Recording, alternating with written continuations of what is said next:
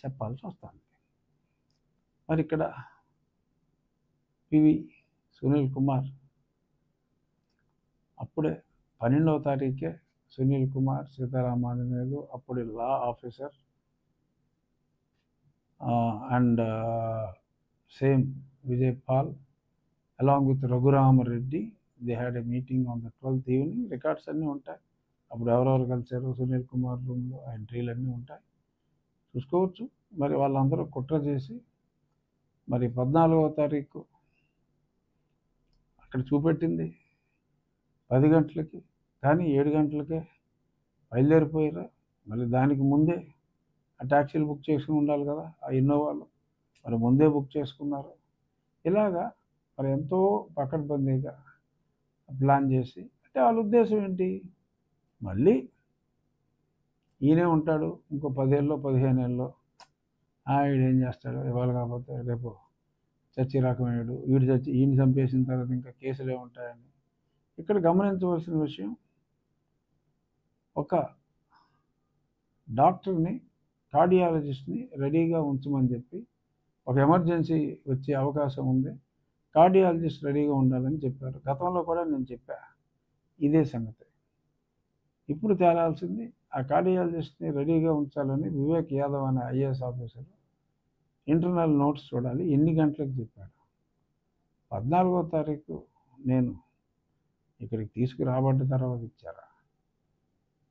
తొందరపడి ఒక కోయిల ముందే కూసింది అని ఒక అద్భుతమైన పాట ఉంది దేవులపల్లి కృష్ణశాస్త్రి గారిది, ఇది మల్లెల వేల అని, ఇది వెన్నెల మాసం అని. అలాగే ఏదైనా 13వ తారీఖే పొరపాటున వివేక్ యాదవ్ లెటర్ రాశాడా, అవన్నీ కూడా చూస్తారు, పరిశీలిస్తారు. యాజ్ ఆఫ్ నౌ ఖచ్చితంగా ఎవరు ఏం చేశారనేది స్పష్టంగా అర్థమైంది. తుదముట్టించాలనుకున్నారు, ఇదిగో మా వెంకటేశ్వర స్వామి దయతో తుదముట్టించలేక పోయారు. ఆ జైల్లో ఇవన్నీ కూడా నేను గతంలో చెప్పినయే. ఏదైతే ఇప్పుడు నేను స్పెసిఫిక్గా మళ్ళీ ఎందుకు చెప్తున్నాను అంటే, ఏదైతే నేను చెప్పానో ఎందరో సాక్షులు ఆ డిపార్ట్మెంట్ వాళ్ళు they have confirmed the same thing. ఆ ఛార్జ్షీట్ చదివిన తర్వాత, రిమాండ్ రిపోర్ట్ చదివిన తర్వాత ఐఎమ్ సో హ్యాపీ. ఎందుకంటే రకరకాల వ్యక్తులు, అప్పుడు డ్యూటీలో ఉన్న కానిస్టేబుల్స్ వీళ్ళందరూ కూడా వచ్చి నిజాలు ఉన్నట్టుగా ఆల్మోస్ట్ చాలా వరకు చెప్పేశారు. ఈ మతిమరుపు వచ్చిందని చెప్పుకునే వాళ్ళు తప్ప మరి ఇటువంటివి చాలా జరిగినాయి. ఇక గతంలో మరి సునీల్ కుమార్తో చెంచాగిరి చేసి చాలా దందాలు చేసిన తులసి అనే ఒక వ్యక్తి మరి ఇప్పుడు గుడివాడలో మరి హవా అంతా అతనే నడిపిస్తున్నా అంట. మరి ఎమ్మెల్యే గారు కూడా వెనిగల రాము గారు నాకు మంచి స్నేహితులు. ఇటువంటి ప్రొఫెషనల్ గ్యాంగ్స్టర్స్ ఆర్ కలెక్షన్ ఏజెంట్స్ని మరి పక్కన పెట్టుకుంటే మరి ఆయనకి మంచిదేమో. నేను మంచి మిత్రుడు కాబట్టి నేను కలిసినప్పుడు చెప్తాను ఇటువంటి గ్యాంగ్ను ఉంచొద్దని. నాకు ఎప్పుడో నేను గతంలో చాలాసార్లు చెప్పా, ఒక బరువైన వ్యక్తి టపాల్మని నా చెస్ట్ మీద పడ్డాడు, అప్పుడు మంచం కోళ్ళు ఇరిగిపోయినాయి అని. ఎస్, ఆ ప్రెషర్కి టపా మనకు కావాలని అప్పటికి 4 నెలల కొద్ది రోజులు అయింది నాకు బైపాస్ సర్జరీ చేసి. మరి వాళ్ళ ఉద్దేశం అలా టక్కమని 110 కిలోలు బరువు అంటాడు ఆ తులసి అన్నాడు, బరువైన వ్యక్తి అని చెప్పా. తర్వాత మరి ఇతను చాలామందికి ఆ దందాల్లో భాగంగా ఎవరనుకుంటున్నాం, RRRని వేసేసింది నేనే అని చెప్పి మరి ఆ వ్యక్తి చాలామందికి చెప్పుకోవడం జరిగిందంట. మాకే చెప్పారండి, ఇంకా మీకు తెలుసుంది అనుకున్నాం రాజుగారు అని చెప్పి గుడివాడియన్స్ నాకు చాలామంది ఫోన్ చేసి చెప్పడం కూడా జరిగింది. ఈ వివరాలన్నీ కూడా నేను తెలియజేశాను. డెఫినెట్గా మరి ఆ తులసి అన్న వ్యక్తిని కూడా అతను ఏదో మేనేజ్ చేసేయచ్చని అనుకుంటున్నట్టుగా కూడా తెలిసింది. పార్టీ ఆఫీస్లో చెప్తాను అది ఇదని. కుదరదమ్మా తులసి, కుదరదు. అన్నీ అందరికీ చెప్పేసిన తర్వాత nobody will be able to help you mister Tulasi. So అతను పర్సనల్ స్టాఫ్ని తీసుకొచ్చి రెగ్యులర్ స్టాఫ్ని అయితే మళ్ళీ ఎప్పటికప్పుడు తెలిసిపోతుందని చెప్పి పర్సనల్ స్టాఫ్ ఇది ఇలా ఈ కలెక్షన్ ఏజెంట్ని అతని ఇంట్లో పనిచేసే వాళ్ళని అతను ఓన్ పీపుల్ని తెచ్చుకున్నాడు సునీల్ కుమార్. అక్కడ సునీల్ కుమార్ ఉన్నాడు, పిక్చరైజ్ చేసింది సునీల్ కుమార్. సరే ఇవన్నీ విచారణలో ఎలాగో తెలుస్తాయి. నేను గతంలో చెప్పిన దాన్ని రిపీట్ చేస్తున్నా అంతే. ఆల్మోస్ట్ ఒక 70-80% there were confirmations by many people. ఇప్పుడు కూడా మరి ఆ కుట్రలో భాగంగా మరి సీతారామాంజనేయులు గారు, ఇతను రఘురామరెడ్డి కూడా ఉన్నాడు.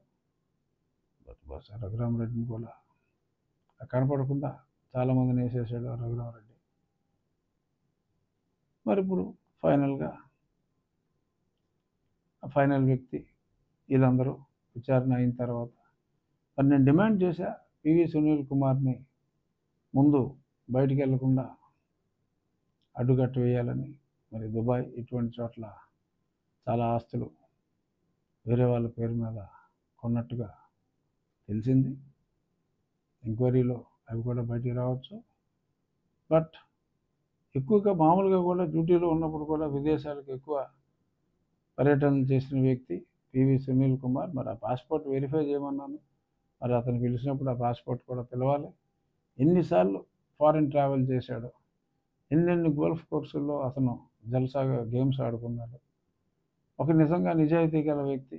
2 పిల్లల్ని అమెరికాలో చదివించి, అదే పెద్ద మెడిల్ స్టూడెంట్లు అంటే ఏం కాదు, అమెరికాలో చదివించి ఈయన ఉల్లాసంగా ఉత్సాహంగా అక్కడ గోల్ఫ్ ఆడటానికి ఇన్నిసార్లు వెళ్ళాడు అంటేనే మరి అతను ఎంత సంపాదించాడు. ఈ తులసి లాంటి వాళ్ళని అడ్డం పెట్టుకుని, ఇంకెవరెవరిని అడ్డం పెట్టుకుని ఎంత సంపాదించాడు అనేది కూడా ఇవాళ కాకపోతే రేపు, రేపు కాకపోతే ఎల్లుండు ఇవన్నీ కూడా వస్తాయి. ఏదో నా వెనక ఏదో సైన్యం ఉన్నారని చెప్పి పొలిటికల్గా ఊరించి బెదిరించి అటువంటి వాటికి లొంగే వ్యక్తులు కూటమిలో ఎవరు లేరమ్మా ప్రస్తుతం. అంచేత ఆ ప్రయత్నాలు చేసినా ఫెయిల్ అయి ఉంటారు. దయచేసి నిజం ఒప్పుకుంటే మంచిది, ఒప్పుకోకపోయినా వచ్చిన నష్టం ఏమీ లేదు. కేసు ఇప్పుడే మరి పట్టాలు ఎక్కింది, చూద్దాం మరి ఏమవుతుందంటే ఖచ్చితంగా న్యాయం జరుగుతుంది. ఎన్ని రోజుల్లో అవుతుందో. అలాగే మరి నేను గతంలో వైఎస్ జగన్మోహన్ రెడ్డి గారు మరి విచారణ బాగా స్లో అవుతుందని చెప్పి వేసిన పిటిషన్ సుప్రీంకోర్టు ఫస్ట్ కోర్టుకు వచ్చినప్పుడు 2వ న్యాయమూర్తి గారు ఆంధ్రప్రదేశ్కి చెందినవారు కాబట్టి వైదొలిగితే, ఉమ్మడి ఆంధ్రప్రదేశ్కి చెందినవారుగా వైదొలిగితే అది 2 వారాలు వాయిదా వేసి వేరే బెంచ్కి వేయటం జరిగింది. రేపు కోర్ట్ నెంబర్ ఐ థింక్ 8 అనుకుంటా, 7 or 8 జస్టిస్ అభయ్ ఓకా గారి బెంచ్లో ఐటెం నెంబర్ 1గా అది రాబోతుంది. సో మేబీ 11 గంటలకల్లా మనకు రిజల్ట్ వస్తుంది. బహుశా నోటీసులు అంటారా, మళ్ళీ ఇంకో వాయిదా పడుతుందా, ఏదేమైనా ఇది నేను అప్పుడు ప్రారంభించిన కేసు కాబట్టి కొత్తగా నేను ఎవరి మీద ఎటువంటి కేసులు నేను వేయను. బట్ ఇది అప్పటి కేసు కాబట్టి ఆ కేసు వేసిన వ్యక్తిగా అంతవరకు మరి ఫాలో అప్ అనేది నా సైడ్ నుంచి మరి తగ్గలేము. అది ఎవరైతే ఉన్నారో అక్కడ సునీల్ మిస్ అయ్యాడు. మరి గున్ని బెదవాడ కమిషనరు అప్పటి రామాంజనేయులు, మరి వీళ్ళందరినీ కఠినంగా శిక్షించాలి అని చెప్పి కూడా సిఐడి ఛార్జ్షీట్ అదే కోర్టుకి సబ్మిట్ చేయడం జరిగింది. చూద్దాం, డెఫినెట్గా న్యాయం అయితే జరుగుతుంది. అలాగే నియోజకవర్గంలో గత 20 రోజులుగా మరి నేను మా అసెంబ్లీ సమావేశాలు అందులో ఉండటం వల్ల మళ్ళీ అన్ని సమీక్షలు నిర్వహించడం జరిగింది. ఆక్వీడు హాస్పిటల్ ఈ నెల 22 సత్యకుమార్ గారు భీమవరంలో ఇంకో హాస్పిటల్ ఓపెన్ చేయడానికి వస్తున్నారు. అదే రోజు వారి చేతుల మీదుగా మన ఆకివీడు హాస్పిటల్ ప్రారంభిస్తాం. కొత్త బ్లాకు. అక్కడ డ్రైనేజ్ సమస్యలు కొన్ని ఉన్నాయి, అవన్నీ కూడా పరిష్కారం ఒక వారం రోజుల్లో అయిపోతాయి. కెనాల్ వర్క్స్ అన్నీ కూడా బ్రహ్మాండంగా నడుస్తున్నాయి. ఇంకా కొన్ని కొత్త వర్క్స్ కూడా ఎప్పటి నుంచో పూరుకుపోయినవి, ఇంకా కొత్తవన్నీ కొద్దిమంది మా ఊర్లో కూడా లేదని చెప్పి రావటం, అవన్నీ కూడా మళ్ళీ చేపట్టడం అన్నీ జరుగుతున్నాయి. సో అతి త్వరలో మరి జనవరి నాటికి ఇంకా చిన్న లింకులన్నీ కూడా, అంటే చాలా చోట్ల నుంచి చాలామంది వస్తున్నారు. సార్ మాకు 200 ఎకరాల ఆయకట్టు నీరు రాకుండా అయిపోయింది, చివరిలో కప్పడిపోయింది, కప్పెట్టేశారని ఇలా రకరకాలుగా వస్తున్నారు. అవన్నీ కూడా కంప్లీట్ చేస్తున్నాం. అలాగే చంద్రబాబు నాయుడు గారు మరి చాలా ఫండ్స్ ముందు గుంతలు కప్పెట్టడానికి ఇచ్చారు మన ఏరియాలో. మరి అటు ఇటు పంట కాలాలు కాబట్టి గుంటలు ఎక్కువ, అవన్నీ కూడా అబ్జర్వ్ చేస్తున్నాం కదా. యుద్ధ ప్రాతిపదికనే గుంటలన్నీ కూడా కప్పెట్టడం జరుగుతుంది. అలాగే స్వచ్ఛమైన వాటర్కి చేపట్టిన ఆ పైప్ లైన్ కూడా సుమారు 50 గ్రామాలకు వచ్చేది. అక్కడక్కడ ట్రబుల్స్ వచ్చినప్పటికీ ఈ డిసెంబర్ నెలాఖరికల్లా అది కంప్లీట్ చేయడానికి అందరూ కూడా బాధ్యతాయుతంగా వర్క్ చేస్తున్నారు. మైక్రో ఫిల్టర్స్ అనేది జల్ జీవన్ మిషన్లో కొన్ని అయినాయి. కొన్ని పెద్ద గ్రామాలకి లేని చోట్ల నేను నా మిత్రుల్లో అయిన కొంతమంది పారిశ్రామికవేత్తల దగ్గర నుంచి ఆ micro filter 1 million litre capacity కొన్ని నేను వారి కంపెనీ పేరు మీద తీసుకుని వాళ్ళని సిఎస్ఆర్ కింద అభ్యర్థించా. కొన్ని పెద్ద గ్రామాలకి ఈ micro filters Sankranti or maybe ఒక నెల అటు ఇటుగా ప్రతి గ్రామానికి కూడా స్వచ్ఛమైన తాగునీరు ప్రతి కుళాయికి అందేలాగా చేయాలి అన్న దృక్పథంతో ముందుకెళ్తున్నాం. ఇంకా అన్నిటికన్నా వినూత్నంగా we wanted to make Undi as a crime-free constituency. నియోజకవర్గంలో సుమారు 1000 సీసీ కెమెరాలతో ఉన్న కేబుల్ నెట్వర్క్ని వాడుకొని కేబుల్ వాళ్ళతో సంప్రదించాం. ఒక 1000 సీసీ కెమెరాలతో, అంటే నార్మల్గా ఇంచుమించు ఒక జిల్లాలో ఉంటాయి, అన్నీ కలిపినా కూడా అన్నీ ఉండవు. ఒక 1000 సీసీ కెమెరాలతో మరి ఎస్పీ గారితో అందరితో మాట్లాడటం జరిగింది, డిఎస్పీ గారితో.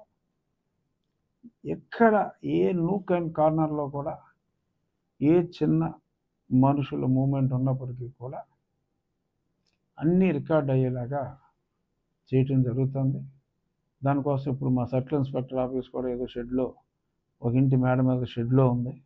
వారికి ఒక అద్భుతమైన భవనాన్ని కూడా అరేంజ్ చేసి 15 రోజుల్లో ఓపెన్ చేయడం జరుగుతుంది. అక్కడ ఒక కంట్రోల్ రూమ్ కూడా ఉంటుంది, మొత్తం స్క్రీన్స్తో. అనునిత్యం ఎక్కడ ఏమి జరిగినా కూడా everything will be recorded. Crime చేయాలి అంటేనే భయపడే విధంగా నైట్ కెమెరాస్ మెయిన్ 4 రోడ్ల కూడలలో హైట్లో రొటేటింగ్ కెమెరాస్ అద్భుతంగా ఉండి వ్యవస్థని క్రియేట్ చేయడం ప్రారంభించాం. ఇది కూడా ప్రిడామినెంట్లీ ఏ ఊరుకు ఆ ఊరు మొత్తం పబ్లిక్ని మోటివేట్ చేసి మన కాన్స్టిట్యున్సీని క్రైమ్ రహిత కాన్స్టిట్యున్సీగా చేసుకుందాం అని చెప్పి వారిని కన్విన్స్ చేసి short fall we are meeting 25% short fall ఉండొచ్చు. సుమారు ఇది ఒక 2.5-3 కోట్ల ప్రాజెక్ట్ అవ్వచ్చు. ఆ షార్ట్ ఫాల్ ఏదైనా ఉంటే డైరెక్ట్గా మనం నా ఉండి ఇన్ఫ్రాస్ట్రక్చర్ ఫండ్ నుంచే ఆ షార్ట్ ఫాల్ను కూడా మేము మీట్ అవటం జరుగుతుంది. సో ఒక క్రైమ్ ఫ్రీ కాన్స్టిట్యుయెన్సీ, ఒక మోడల్ కాన్స్టిట్యుయెన్సీ లాగా ఇది చేసే ప్రయత్నానికి అంకురార్పణ ఈరోజు చేశాం. ఒక 20 రోజుల్లో మొత్తం అంతా ఫైనలైజ్ చేసి, ఆ టెండర్ అంతా ఫైనలైజ్ చేసి, పోలీసులు వాళ్ళ సాటిస్ఫాక్షన్తో వాళ్ళకి ఎటువంటి ఎక్విప్మెంట్ కావాలి అనేది రాష్ట్రంలో పరిశీలించి కన్సర్న్ డిఎస్పీ